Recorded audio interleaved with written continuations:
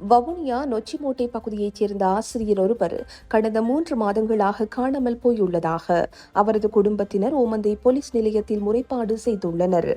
காணாமல் போனவர் 36 வயதுடைய ஆண்டனி ஜோ என அடையாளம் காணப்பட்டுள்ளார்.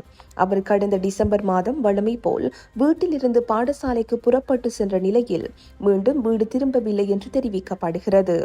அவர் காணாமல் போனது முதல் இன்று வரை அவரது தொலைபேசியும் இயங்கு நிலையில் இல்லை. உறவினர்கள் மற்றும் நண்பர்கள் பல இடங்களில் தேடியும் அவர் குறித்த எந்தவித தகவலும் கிடைக்கவில்லை என்று தெரிய வருகிறது. இது தொடர்பாக ஓமந்தை போலீசார் விசாரணைகளை முன்னெடுத்து வருகின்றனர்.